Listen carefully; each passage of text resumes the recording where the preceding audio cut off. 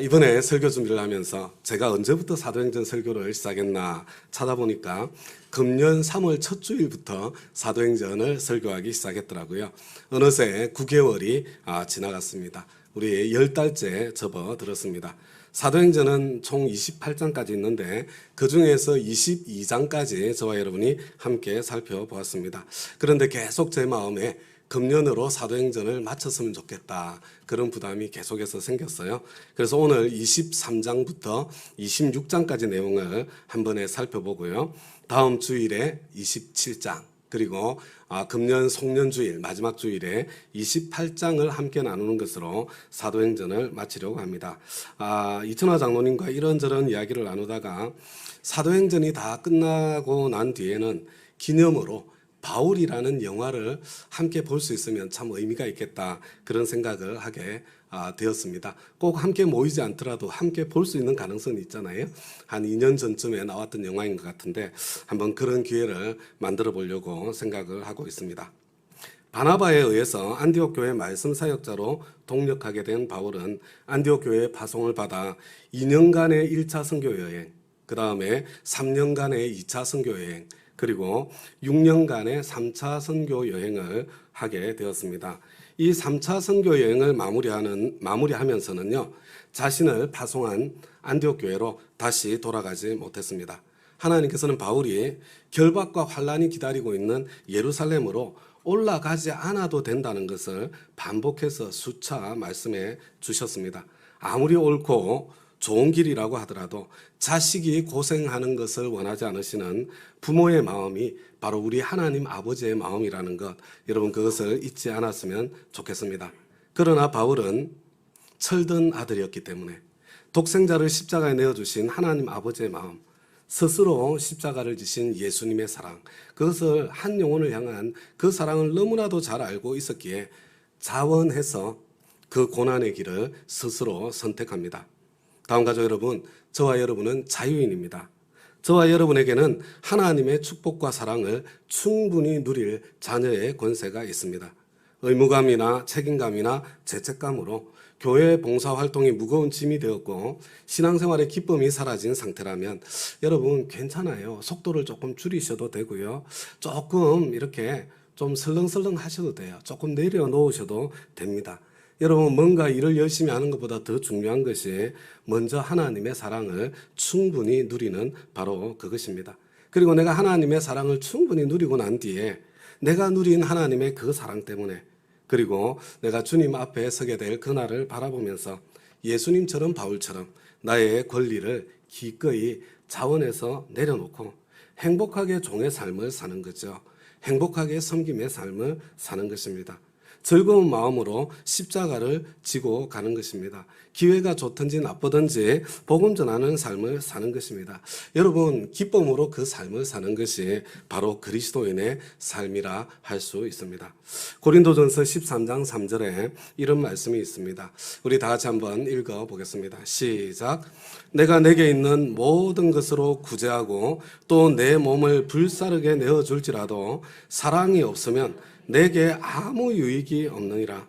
제가 이 말씀을 처음으로 이 가슴으로 깨닫게 되었을 때 그 충격을 잊을 수가 없습니다. 다음 가족 여러분, 구제는 하나님께 헌금하는 것과 같습니다.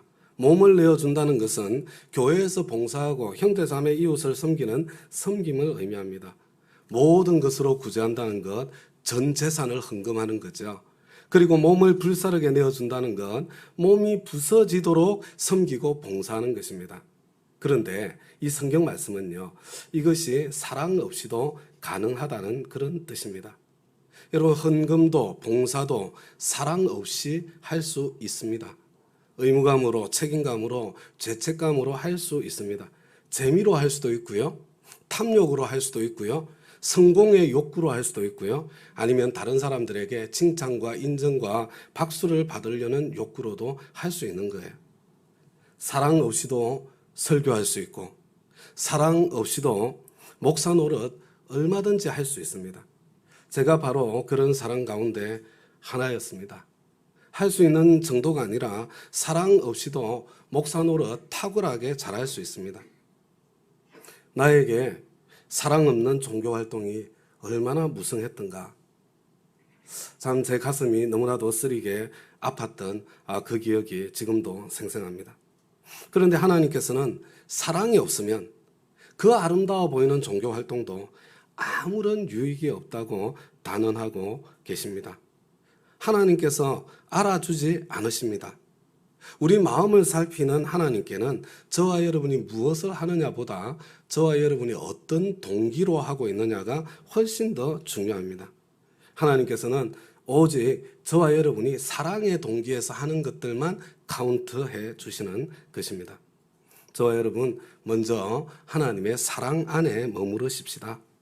그래서 하나님의 사랑이 동기가 되고 하나님을 향한 사랑이 동기가 되어서 바울처럼 예수님처럼 자원하는 마음으로 십자가를 향해서 나아가 보십시다. 여러분 그래야 신앙생활에 기쁨이 있고 그리고 또 행복한 열매도 맺히게 되는 것입니다. 우리 사도행전 22장 30절과 23장 1절 말씀을 함께 한번 읽어보겠습니다. 시작. 이튿날 천부장은 무슨 일로 유대 사람이 바울을 고소하는지 그 진상을 알아보려고 하였다. 그래서 그는 바울의 결박을 풀어주고 명령을 내려서 대제사장들과 온 의회를 모이게 하였다. 그리고 그는 바울을 데리고 내려가서 그들 앞에 세웠다. 바울이 의회원들을 주목하고 말하였다. 동포 여러분, 나는 이날까지 하나님 앞에서 오로지 바른 양심을 가지고 살아왔습니다. 여러분 하나님께서는 너 예루살렘에 가지 않아도 돼 여러 번 말씀해 주셨는데 자원에서 올라간 예루살렘, 그런데 거기에서 오해한 군중들에게 죽도록 매를 맞다가 천부장의 도움으로 간신히 목숨을 건진 바울은 그 상황 속에서도 복음을 전했습니다. 다마스쿠스로 가는 길에 자신을 만나주신 예수님을 간증합니다. 간증은 정말 강력한 복음 전도의 통로가 됩니다. 그런데 간증을 들은 사람들 가운데 어떤 사람들은 더욱더 흥분해서 바울을 죽이려고 합니다. 바울의 간증 전도가 그만큼 군중들에게 설득력이 있고 영향력이 컸기 때문입니다. 천부장은 바울을 매질해서 이런 소동의 원인이 무엇인지를 파악하고자 했습니다. 이때에 바울이 비로소 자신이 로마 시민권자라는 것을 밝히게 되지요. 자신이 로마 시민임을 밝힘으로써 바울은 언제 채찍을 당하지 않을 수 있는 그런 이익도 얻게 되었고요. 그뿐만 아니라 복음을 전할 수 있는 재판정이라는 복음의 문이 또 활짝 열리게 되었습니다. 여러분 바울이 로마로 호송되기 전에 4번의 재판정에 서게 됩니다. 오늘 이 장면이 그 첫 번째 재판정입니다. 예루살렘에서 천부장에 의해서 소집된 유대인들의 공회 앞에서의 신문입니다. 우리 사도행전 23장 6절과 7절 다 같이 한번 읽어보겠습니다. 시작. 그런데 바울이 그들의 한 부분은 사두개파 사람이요 한 부분은 바리새파 사람인 것을 알고서 의회에서 큰 소리로 말하였다. 동포 여러분, 나는 바리새파 사람이요 바리새파 사람의 아들입니다.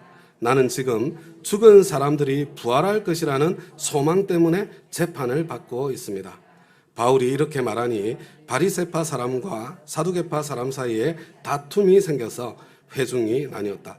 여러분 산헤드린 공회는요 이미 바울에게 적대적이었습니다. 당시 이스라엘의 종교 정치 권력 바리새파 사람들과 사두개파 사람들이 양분하고 있었는데 그런데 이 사람들은 신학적으로도 충돌을 하고 있었습니다. 그 갈등의 중심에 죽은 사람들의 부활이 있느냐 없느냐의 문제가 있었습니다. 바울은 이렇게 외칩니다.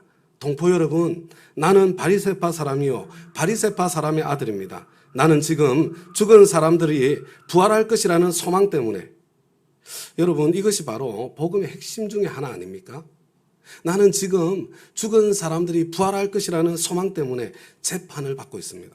이 한마디에 원래는 성전을 모독했다는 이유로 바울을 죽이려고 달겨든 사람들인데 유대인들의 원래 목적은 온데간데 없이 사라집니다. 사두개파 사람들과 바리새파 사람들 사이에 신학적인 논쟁이 시작되고 큰 소동이 일어나고 싸움이 커져서 재판이 중단되었습니다. 그런데 다음 날 유대인들은요, 이 바울에게 속았다는 느낌을 갖게 되지 않았을까 이런 생각이 들어요. 이 바울 같은 놈은 반드시 죽여 없애야 되겠다는 그런 결심이 더 확고해졌던 것 같습니다. 그래서 바울을 죽이기 전에는 먹지도 마시지도 않겠다고 맹세한 40명의 사람들이 일어나게 되었습니다. 이들은 바울을 죽이기 위한 작전을 세웠습니다. 그들이 어떤 작전을 세웠는지 사도행전 23장 14절과 15절입니다. 시작. 그들이 대제사장들과 장로들에게로 가서 말하였다. 우리는 바울을 죽이기 전에는 아무것도 입에 대지 않기로 굳게 맹세하였습니다. 그러니 이제 여러분은 의회와 짜고서 바울에 관한 일을 좀 더 정확하게 알아보려는 척하면서 천부장에게 청원하여 바울을 여러분 앞에 끌어내어 오게 하십시오. 우리는 그가 이곳에 이르기 전에 그를 죽여버릴 준비를 다 해 놓았습니다. 그런데 너무나도 감사하게도 바울의 누이 아들, 바울의 조카가 이 업무를 듣게 되었고 알게 되었습니다. 그래서 바울과 천부장에게 이 사실을 알려줍니다. 만약에 로마 시민인 바울이 그렇게 살해를 당하면 천부장이 얼마나 곤란한 처지가 되겠습니까? 그래서 천부장은요, 정말로 신속하게 이 상황에 대한 대처를 하게 되지요. 23절과 24절 우리 계속해서 함께 읽습니다. 시작. 천부장이 백부장 두 사람을 불러서 명령하였다. 오늘 밤 9시에 가이사라로 출발할 수 있도록 보병 200명과 기병 70명과 창병 200명을 준비하여라. 또 바울을 벨릭스 총독에게로 무사히 호송할 수 있도록 그를 태울 짐승도 마련하여라. 여러분 007 작전이 펼쳐지는 것 같지 않아요? 여러분 바로 그날 밤이에요. 당시에 밤 9시면요. 칠흑같이 어두울 캄캄한 그런 시간입니다. 천부장이면 자기 수하에 군인이 1000명인데 그중에 470명의 군대를 동원해서 바울을 총독이 머물고 있는 가이사라로 호송하고 있는 것입니다. 여러분 바울을 죽이려는 유대인들의 기세가 얼마나 대단했는지, 그리고 지금 얼마나 긴박하게 상황이 돌아가고 있는지 충분히 느껴지지 않습니까? 이렇게 바울이 가이사라로, 예루살렘에서 가이사라로 옮겨진 거예요. 우리 다 같이 사도행전 24장 1절 말씀을 함께 읽겠습니다. 시작. 닷새 뒤에 대제사장 아나니아가 몇몇 장로와 드둘로라는 변호사와 함께 내려와서 총독에게 바울을 고소하였다. 이렇게 긴박하게 가이사라로 호송된 바울이 닷새 뒤에 가이사라에서 당시 총독인 벨릭스 앞에서 재판을 받게 되는 거죠.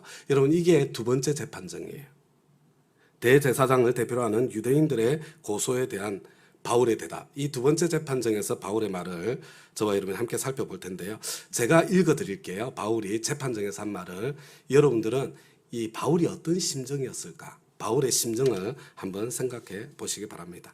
그때의 총독이 바울에게 말하라고 머리를 끄덕이니 바울이 대답하였다. 총독님께서 여러 해 동안 이 나라의 재판장으로 계신 것을 내가 알고 있습니다. 그러므로 나는 기쁜 마음으로 내가 한 일을 변호하겠습니다. 내가 예루살렘에 예배하러 올라간 지 열 이틀밖에 되지 않았다는 것은 총독님께서도 곧 아실 수 있습니다. 그리고 나를 고발할 사람들은 내가 성전에서나 회당에서나 성내에서 누구와 논쟁을 하거나 군중을 선동해서 모으거나 하는 것을 보지 못하였습니다. 지금 그들은 내가 한 일을 들어서 고발하고 있지만 총독님께 아무 증거도 제시할 수 없습니다. 그러나 나는 총독님께 이 사실을 고백합니다. 그것은 내가 그들이 이단이라고 하는 그 도를 따라 우리 조상의 하나님을 섬기고 율법과 예언서에 기록되어 있는 모든 것을 믿는다는 사실입니다. 그리고 나는 하나님께 소망을 두고 있는데 나를 고발하는 이 사람들도 그 소망이 이루어지기를 고대하고 있습니다. 곧 그것은 의로운 사람들과 불의한 사람들이 부활이 장차 있으리라는 것입니다. 그러므로 나도 언제나 하나님과 사람들 앞에서 그리낌 없는 양심을 가지려고 힘쓰고 있습니다.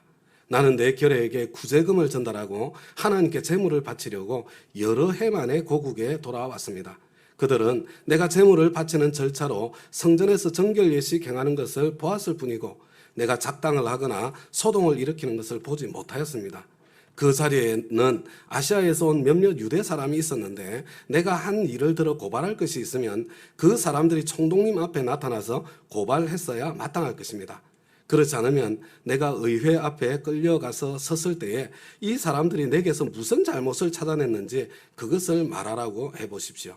다만 나는 그들 가운데 서서 말하기를 오늘 내가 여러분에게 재판을 받고 있는 것은 죽은 사람들의 부활과 관련된 문제 때문입니다 하는 이 한마디 말을 부르짖었을 뿐입니다.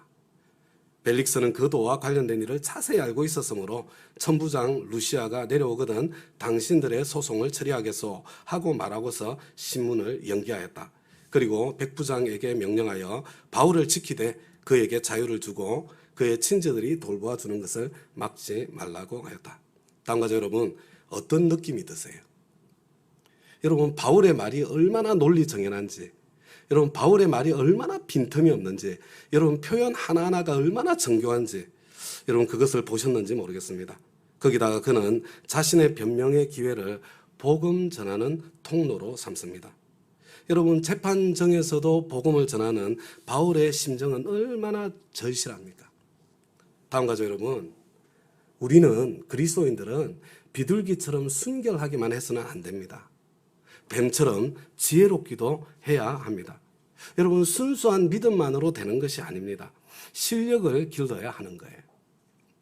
제가 미국에서 섬기던 교회의 목자님으로 계셨던 분이 한국에 이렇게 대기업에 높은 고위직 임원으로 계시는 목자님이 한 분 계세요. 이분이 저에게 이 하소연하면서 하신 말씀이 생각이 났습니다. 이분이 이렇게 말씀하시더라고요. 제가 크리스찬이기 때문에 크리스찬 부하 직원들에게 잘해주고 싶은 마음이 간절한데, 그때가 인사고과 시절이었거든요. 근데 기독교인들이 실력이 너무 없어요. 저 실력으로 어떻게 여기까지 왔나 싶어요. 제가 어떻게 해야 돼요? 이렇게 저에게 하소연을 하는 것이었습니다. 그래서 제가 그분께 이렇게 대답을 했습니다. 하나님께서 정말 살아계시네요. 그러니까 실력이 안 돼도 거기까지 올라오신 거겠죠. 사실 저는요, 저 자신을 보면서도 마찬가지 느낌이 들 때가 많았습니다. 내 실력 이상으로 하나님께서 나에게 복을 주셨구나. 내가 여기에 있는 것이 하나님의 은혜로 되었구나. 그런 생각이 들 때가 적지 않았고요. 지금도 그런 생각을 하고 살고 있습니다. 그러나 그렇다고 하더라도 주님의 은혜로 여기까지 온 저와 여러분이 주님의 이름에 누가 되어서는 안 되지 않겠습니까? 더 열심히 노력해서 축복에 걸맞는 실력을 길러야 하지 않겠습니까? 비둘기처럼 순결하기만 해서는 안 됩니다. 뱀처럼 지혜롭기도 해야 합니다. 주님을 사랑하는 마음으로 축복에 걸맞는 실력을 기르기 위해서 더 노력할 수 있어야 그것이 그리스도인에게 마땅한 것입니다. 실력을 기르는 출발점이 무엇일까? 저는요, 다른 것이 아니라 바로 독서다, 이렇게 생각이 들었어요. 저도 이렇게 나이가 들어가니까요, 책 읽기가 얼마나 싫어지는지. 그렇지만 축복해 주신 하나님께 감사하는 마음으로 내가 축복에 걸맞는 실력을 기르기 위해서 우리가 독서든 무엇이든 최선의 노력을 기울여 갈 수 있기를 바랍니다. 14절부터 다시 한번 말씀을 보여주시기 바랍니다. 여러분 14절입니다. 나는 율법과 예언서에 쓰여진 모든 것을 믿습니다. 나는 성경을 믿습니다. 15절입니다. 나는 그 성경에 근거해서 하나님께 소망을 두고 있습니다. 그것은 다른 소망이 아니라 성경이 약속하고 있는 부활의 소망입니다. 16절입니다. 그래서 나는 사람들 앞에서뿐만 아니라 하나님 앞에서 양심에 거리낌이 없기를 힘쓰고 있습니다. 바울의 이 양심을 건 호소가 벨릭스에게 상당한 영향을 끼쳤던 것 같습니다. 그래서 벨릭스는요, 신문을 연기합니다. 바울을 구금하기는 하지만 자유를 주었습니다. 그리고 다시 신문을 하지 않아요. 재판을 하지 않습니다. 오히려 때때로 바울을 불러서 복음을 듣고 대화를 나눕니다. 바울이 지금 갇혀있는 상황이기는 하지만 복음의 역사는 막히지 않고 계속되었습니다. 다 같이 24장 27절 말씀을 함께 읽겠습니다. 시작. 2해가 지난 뒤에 보르기오 베스도가 벨릭스의 후임으로 직책을 맡게 되었다. 그런데 벨릭스는 유대 사람의 환심을 사고자 하여 바울을 가두어 둔 채로 내버려 두었다. 다음과 여러분, 그렇게 2년이 흘렀습니다. 2년이 짧은 시간인가요? 바울이 예루살렘에서 가이사랴로 호송되던 밤에 유대인 40명이 바울을 죽이기 전에는 먹지도 않고 마시지도 않겠다고 맹세하고 음모를 꾸미던 그날 밤에 주님께서 바울에게 직접 나타나셨거든요. 용기를 내어라. 내가 예루살렘에서 나의 일을 증언한 것과 같이 로마에서도 증언하여야 한다. 무슨 말이에요? 너는 죽지 않는다. 내 소원대로 로마에 가게 될 것이다. 안전하게 내가 로마로 보내줄 것이다. 거기서 복음을 전하게 될 것이다. 우리 주님께서 그렇게 약속해 주셨잖아요. 그런데 그 이후로 갇힌 채로 아무 일도 안 일어나고 가이사랴에서 그냥 2년의 세월이 그냥 지나가 버린 거예요. 여러분, 2년의 세월이 짧은 세월입니까? 그런데 이 벨릭스는 바울에게 우호적이었잖아요. 그런데도 유태인의 환심을 사기 위해서 바울을 갇힌 구금된 상태 그대로 내버려 두고 퇴임해버리고 만 거예요.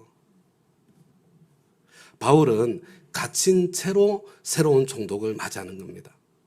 도대체 언제 로마로 가게 된다는 것입니까? 우리도요, 2년 전에 2020년 새 소망 가운데 맞이하지 않았습니까? 그런데 난데없이 코로나가 닥쳐와서 기다린 가운데 언제 끝나나 기다린 가운데 1년을 보내고 또 희망 가운데 2021년을 맞이하고 기다린 가운데 이 한 해를 다 보냈잖아요. 언제 끝이 나는가? 이제 끝이 나려나? 그런 기대 가운데 2022년을 기다리고 있는데 갑자기 상황이 점점 더 악화되어져 가는, 정말 내일이 찾아오는 것일까? 그런 상황이 전개되고 있지 않습니까? 여러분, 그때 바울의 심정은요, 지금 저와 여러분의 심정보다 훨씬 더 간절하고 훨씬 더 절실했을 것입니다. 다음 가족 여러분, 믿음은요, 다른 말로 기다림이에요. 여러분, 믿음의 실력은 기다림의 실력입니다. 여러분, 믿음의 가장 큰 적은 조급함이에요. 여러분, 성경의 이야기는 기다림의 이야기입니다. 그리고 우리 하나님은요, 오래 참고 기다려주시는 하나님이십니다. 지금 어떤 기도 제목을 가지고 계십니까? 그 기도 제목을 가지고 얼마나 기다리셨어요? 아브라함은 25년을 기다렸고 모세는 40년을 기다렸습니다. 어쩌면 80년을 기다린 거죠. 여러분, 다윗도 요셉도 최소한 10년 이상의 기다림의 시간을 통과했습니다. 바벨론의 포로로 끌려갔던 유대인들은 70년을 기다려야 했습니다. 여러분, 기다림의 시간을 행복하게 보낼 수 있는 실력이 있어야 여러분 인생을 행복하게 살 수 있는 거예요. 기다림의 시간을 행복하게 보내지 못하면 그 사람의 인생에 행복함은 없는 겁니다. 저와 여러분에게 허락하신 기다림의 시간을 조바심으로 짜증으로 허비하지 말고 없는 것이 아니라 있는 것을 바라보며 행복하게 기다릴 수 있는 그런 믿음의 실력. 여러분, 그 실력을 기르는 기회로 저와 여러분이 지금 맞이한 이런 어려움들을 그 기회로 삼을 수 있게 되기를 부탁을 드립니다. 여러분, 내일이 아니고요, 일주일 뒤 월요일이죠. 감사 나눔의 기적이라는 주제로 대강절 특별 새벽 기도회를 갖게 될 텐데요. 여러분, 저는 이 대강절 특별 새벽 기도회가 우리 생신 선물로 올려드리는 거잖아요. 그래서 우리 장년들에게는 개근 선물 없어요, 이제. 우리 대강절 특별 새벽 기도회. 그렇지만 우리 자녀들에게는요, 우리 자녀들은 뭔가 조금 필요해요. 그래서 우리 자녀들에게는 이제 개근하면 개근 선물을 준비해서 보내려고 그러는데요. 가족들이 함께 대강절 특별 새벽 기도에 들으실 분들은 집에서 영상으로 참여해 주시고, 자녀들과 함께가 아니라 혼자서 참석하시는 분들은 예배당에 오셔서 저와 함께 참여하시고, 이렇게 해서 우리 자녀들부터 노부모님들까지 우리 모든 다운 가족들이 함께 감사 나눔의 기적, 이게 사실은요, 기다림을 행복하게 지낼 수 있는 실력을 기르는 그런 시간이거든요. 함께 그런 축복의 시간을 나눌 수 있게 되기를 소망합니다. 내일 아니에요. 그 다음 주 월요일부터입니다. 25장 1절부터 3절까지 다 같이 읽겠습니다. 시작. 베스도가 부임한 지 사흘 뒤에 가이사랴에서 예루살렘으로 올라가니 대제사장들과 유대 사람의 지도자들이 그에게 바울을 고발하였다. 그들은 그에게 줄곧 졸랐다. 그들은 그에게 제발 바울을 예루살렘으로 불러 올리라고 간청하였다. 그들은 길에 사람을 매복시켰다가 바울을 죽일 계획이었다. 여러분, 바울을 죽이려는 유대인들의 집념 정말 대단한 것 같습니다. 2년이나 지났는데도 그들은 바울을 죽이려는 계획을 포기하지 않았습니다. 새 총독이 부임하자 이제 절호의 찬스가 왔다고 생각했습니다. 그러나 새 총독 베스도는 유대인들의 요구에 응하지 않고 예루살렘이 아니라 가이사랴에서 재판을 열게 됩니다. 이게 세 번째 재판정이에요. 세 번째 재판정에서 바울의 변론을 함께 살펴보겠습니다. 우리 25장 8절부터 12절, 짧은, 별로 길지 않으니까요. 저와 여러분 함께 한번 읽어보도록 하겠습니다. 시작. 바울은 나는 유대 사람의 율법이나 성전이나 황제에 대하여 아무 죄도 지은 일이 없습니다 하고 말하여 자신을 변호하였다. 그러나 베스도는 유대 사람의 환심을 사고자 하여 바울에게 묻기를 그대는 예루살렘으로 올라가서 이 사건에 대하여 내 앞에서 재판을 받고 싶지 않소 하였다. 바울이 대답하였다. 나는 지금 황제의 법정에 서 있습니다. 나는 여기서 재판을 받아야 합니다. 각하께서도 잘 아시는 대로 나는 유대 사람에게 조금도 잘못한 것이 없습니다. 만일 내가 나쁜 짓을 저질러서 사형을 받을 만한 무슨 일을 하였으면 죽는 것을 마다하지 않겠습니다. 그러나 나를 고발하는 이 사람들의 고발 내용에 아무런 근거가 없으면 어느 누구도 나를 그들에게 넘겨줄 수 없습니다. 나는 황제에게 상소합니다. 그때 베스도가 배심원들과 협의하고 그대가 황제에게 상소하였으니 황제에게로 갈 것이요 하고 말하였다. 여러분, 신임 총독으로서 유대인과의 관계가 정말 중요했거든요. 베스도는. 그래서 유대인들의 환심을 사기 위해서 바울에게 예루살렘에 가서 재판을 받겠는지 지금 의향을 묻고 있는 겁니다. 생명의 위협을 느낀 바울은 즉시 황제에게 상소를 하지요. 그리고 배심원들의 결정에 의해서 그 상소가 받아들여지게 됩니다. 여러분, 이게 굉장히 간단하게 설명되어 있어도요, 이게 손에 땀을 쥐게 하는 그 광경이 여러분 펼쳐지고 있는 거예요. 만약에 배심원들이 매수를 당해가지고 함께 상의해서 상소를 받아들여주지 않았으면 어떻게 됐겠어요? 그럼 바로 죽는 겁니다. 그러나 배심원들에 의해서 바울의 상소가 받아들여지고 바로 이 상소 때문에 저는 아마 적지 않은 논쟁도 있지 않았을까 싶습니다. 로마로 향하는 바울의 여정이 그때 비로소 이제 시작되게 되는 거죠. 바로 이어지는 말씀 13절입니다. 시작. 며칠이 지난 뒤에 아그리파 왕과 버니게가 베스도에게 인사하려고 가이사랴에 왔다. 여러분, 이 이제 로마로 가는 길이 딱 준비가 된 그죠? 그 재판 며칠 지난 뒤에요. 그런데 마침 아그리파 왕과 버니게가 베스도를 방문합니다. 이제 부임 인사차 방문한 거죠. 근데 여러분, 이 아그리파 왕은요, 예수님 탄생 때 베들레헴의 모든 아기들을 다 죽였던 헤롯 대왕 있잖아요. 그 헤롯 대왕의 손자이고 버니게는 이 아그리파 왕의 딸입니다. 딸과 아버지가 온 거예요. 이게 그리고 베스도는요, 바울을 황제에게 보내기는 해야 되는데 왜 보내는지 쓸 말이 없잖아요. 그래서 아그리파 왕에게 한 번 더 신문을 요청하고 거기서 황제에게 보낼 내용을 이렇게 준비하려고 계획을 하게 되죠. 그런데 아그리파 왕이 흔쾌히 요청을 해서 네 번째 재판정이 열리게 된 것입니다. 이 네 번째 재판정에서도요, 오늘 이제 마지막으로 바울의 변론만 함께 한번 살펴볼 텐데요. 그런데 이 바울이 한 말이 26장 2절부터 29절까지예요. 이게 엄청나게 길어요. 저도 이걸 꼭 다 읽어야 되나 갈등을 엄청 많이 했는데요. 근데 바울 사도께서도 이 말을 하시면서 끝까지 들어달라고 길지만 그렇게 호소를 하고 있더라고요. 제가 오늘 길지만 끝까지 다 읽어드려야 될 것 같아요. 그런데 여러분, 제가 읽어드릴 때 여러분은 뭘 하시냐면요, 바울의 심정이 어떤 심정으로 지금 이 말을 하고 있을까, 여러분 그것을 느껴보겠다, 그런 마음으로 눈으로 한번 따라와 주시기 바랍니다. 아그리파 임금님, 오늘 내가 전하 앞에서 유대 사람이 나를 걸어서 고발하는 모든 일에 대하여 변호하게 된 것을 다행으로 생각합니다. 그것은 특히 임금님께서 유대 사람의 풍속과 쟁점들을 모두 잘 알고 계시기 때문입니다. 아무쪼록 내 말을 끝까지 참고 들어주시기를 바랍니다. 이게 부탁하고 있잖아요. 내가 젊었을 때부터 살아온 삶을 모든 유대 사람이 알고 있습니다. 곧 그들은 내가 내 동족 가운데서 그리고 예루살렘에서 처음부터 어떻게 살았는지를 알고 있습니다. 그들은 오래전부터 나를 알고 있었으므로 증언하려고 마음만 먹으면 그들은 내가 우리 종교의 가장 엄격한 바를 따라 바리새파 사람으로 살아왔다는 것을 인정할 것입니다. 지금 나는 하나님께서 우리 조상들에게 주신 약속에 소망을 두고 있기 때문에 여기에 서서 재판을 받고 있습니다. 우리 12지파는 밤낮으로 열심히 하나님을 섬기면서 그 약속이 이루어지기를 바라고 있습니다. 저나 나는 바로 이 소망 때문에 유대 사람에게 고발을 당한 것입니다.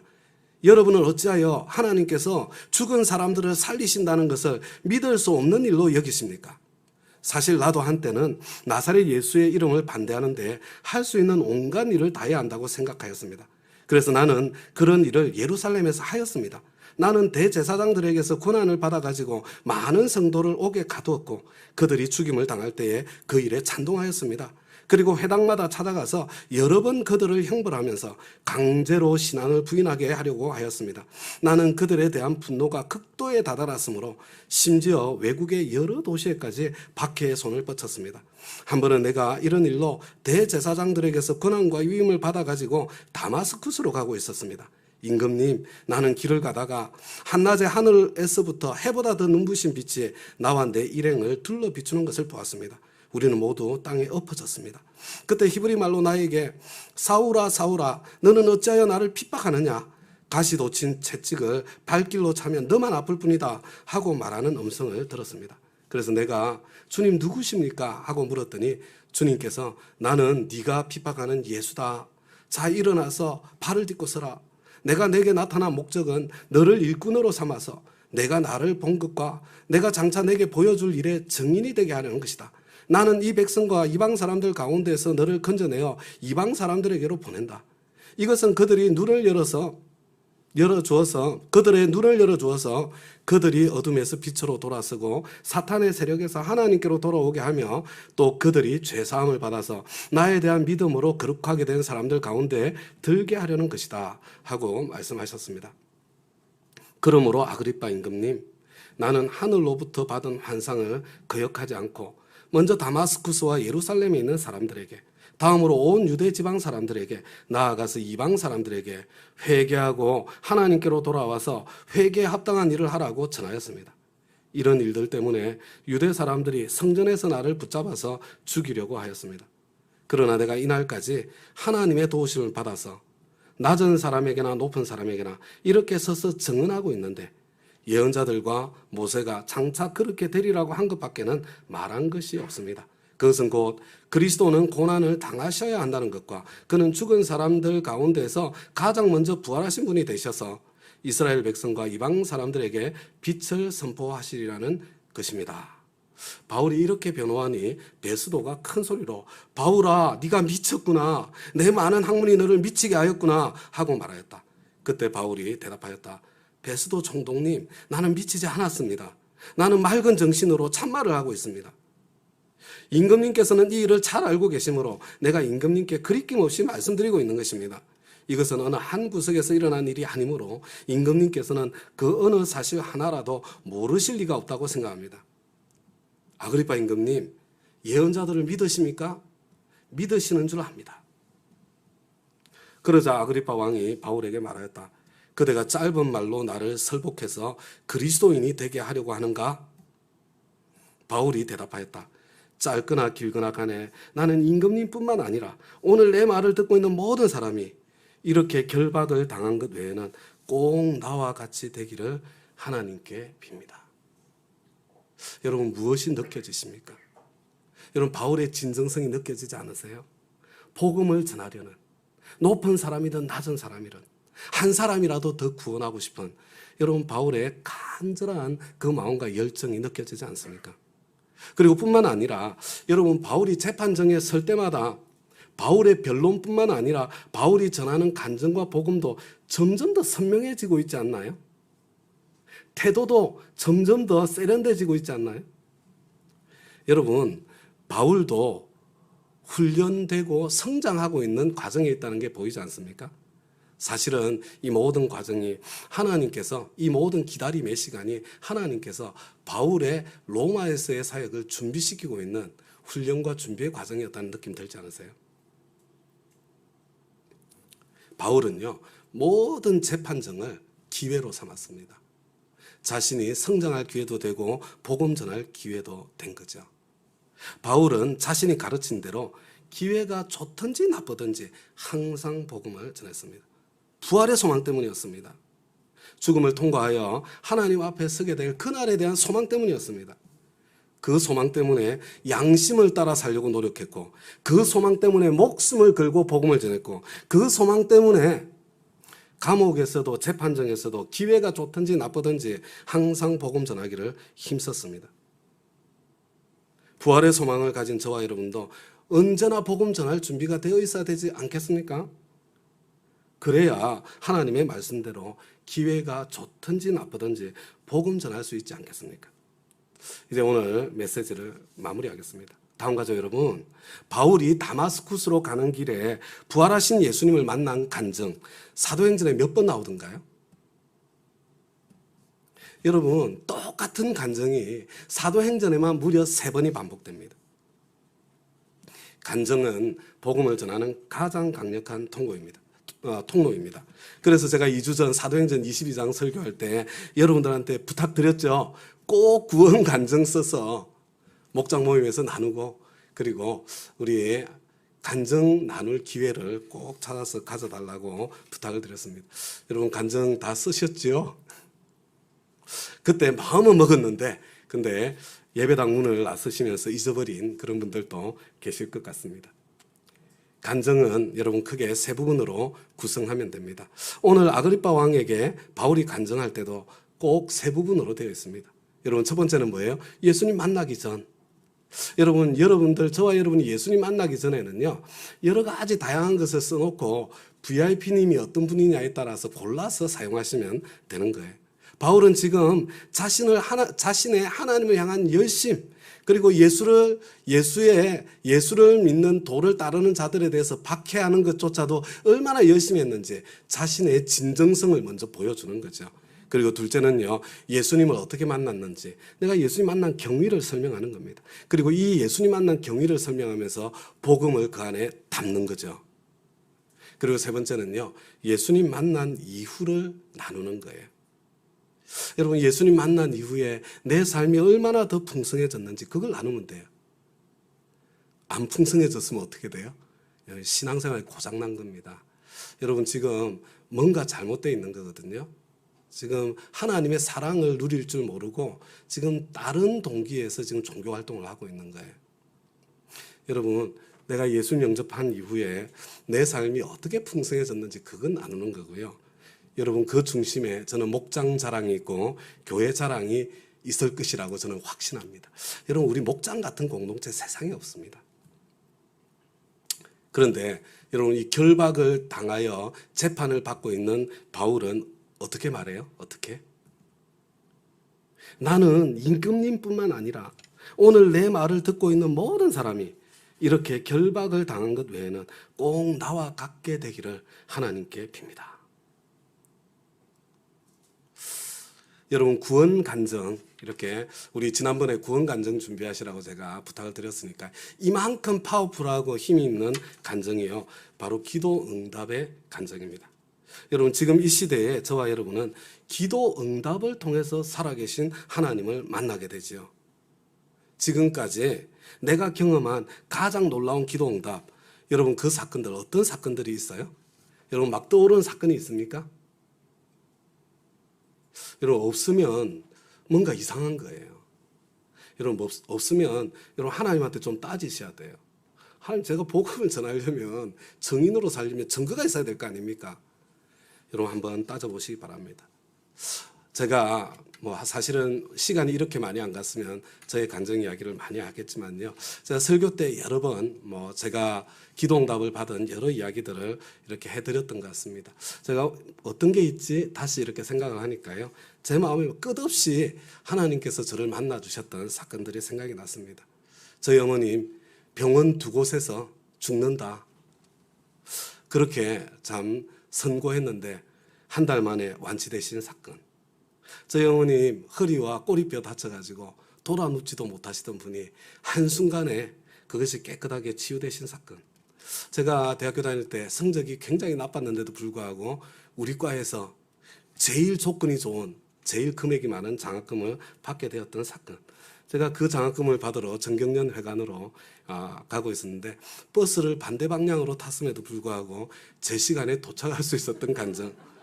제가 미국에 지낼 때 여러분 주택에서 살게 된 간증. 여러분은 미국에서 주택에서 산다는 게 뭔지 잘 모르세요. 저같이 가난한 신학생이 주택에서 살 수 있다는 건 기적이거든요. 우리 민의 첫째 딸 하버드 썸머 등록하게 되고 장학금 만불 그 받게 된 사건. 우리 두 아이들, 제가 신학교 입학할 때 제일 걱정한 게 아이들 교육시킬 수 있나 이거였는데 제 돈 1불도 들이지 않고 최고의 공부를 시킬 수 있게 된 사건. 끝이 없는데요. 그중에 최고가 뭐냐 이렇게 이야기를 하면요, 제가 미국 영주권을 받을 때 지금은 제가 다 이렇게 포기를 했습니다. 미국 영주권을 받았는데 저는 미국 영주권을 부활절 새벽 4시에 받았어요. 제가 그걸 받으면서 우와, 이 하나님께서 미국 정부까지 움직이시고 계시는구나. 제가 그것을 경험으로 알게 된 그런 시간이었죠. 여러분들에게는 어떤 사건들이 지금 마음속으로 머릿속으로 스쳐 지나가셨습니까? 근데 여러분 그 기도 응답을 좀 간증문으로 한번 써보시기를 부탁드립니다. 여러분 기도 응답은 우연처럼 느껴질 때가 많습니다. 그런데 기도 안 할 때는 그런 우연도 안 생기잖아요. 기도할 때 그런 우연도 계속 생기지 않던가요?